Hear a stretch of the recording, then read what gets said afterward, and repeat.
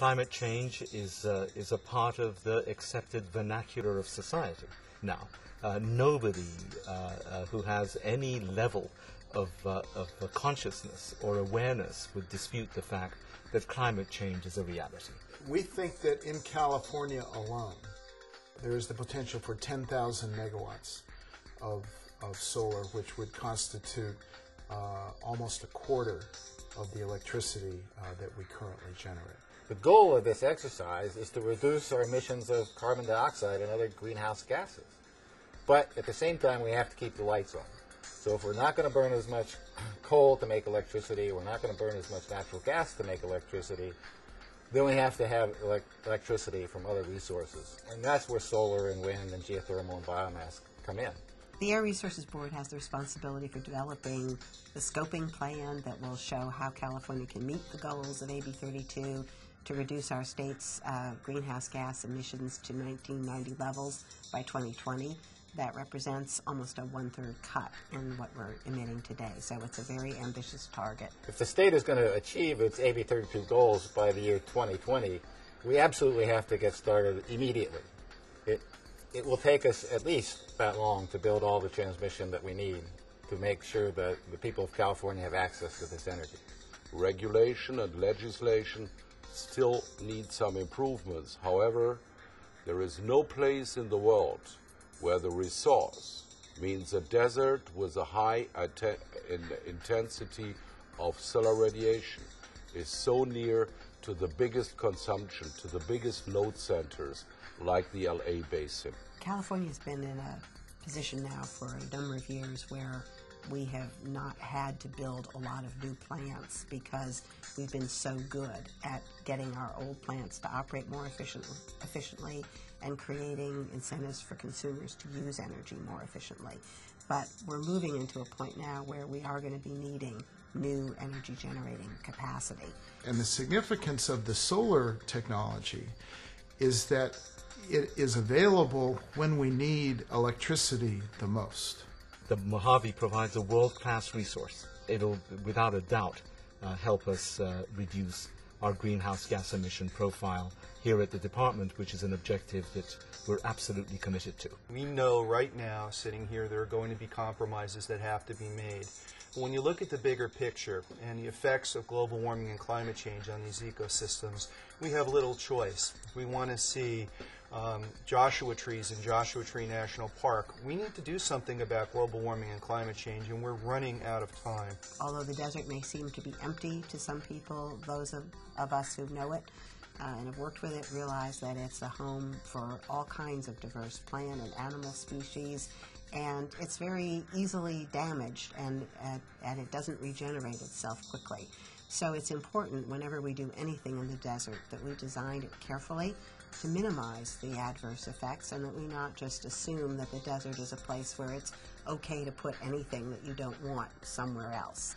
We certainly know how to build new power lines. The utilities do that all the time. That's not the problem. The hard part is figuring out where these things are going to go. We look around at where you do these technologies. Well, you can't do wind everywhere. Wind has to be done where the wind blows. You know, the Gobi Desert, the Sahara Desert also have solar resource or solar radiation levels of the same or greater quality than California, but they're thousands of miles away from where the electricity is needing to be used. In our case, the solar resource is within 100 miles of the homes and businesses serving 10 million people. When it comes to the economic benefits of clean solar and clean renewable technology, one needs to look at the complete picture. We need to face the fact that we're in the dawn of a new era. A new economy is about to be born. If we can develop domestic green technologies and green industries, we can also create jobs, and there'll be jobs that will be useful on into the future. The City of Los Angeles and the Department of Water and Power in particular truly want to be a leader in the development of renewable energy resources. California will have the biggest and boldest renewable built out. Concentrating solar power plants will play an important role here. We can also, if we do it right and we generate excess power, send power elsewhere to offset coal-fired power plants in other places. And we need to do the same thing we're doing in California and other states. Big solar is a very important part of that. We want businesses to come here. We want the renewable energy industry to locate here. We want the economic engine and the job creation engine that this new vibrant industry brings with it. You know, we need utilities, obviously. We need the generators. We need the environmentalists. We need the regulators. We need the local government officials. We need the governor's office. We need everybody involved in this process to sit down and say, we're going to do this. Let's figure it out. CEERT has been a unique organization, as far as I know, in bringing together environmentalists, energy efficiency and conservation advocates, and developers and owners of advanced technologies that are renewables. We are right now under the orchestration of CEERT and the California Energy Commission on the Renewable Energy Transmission Initiative. Or RETI.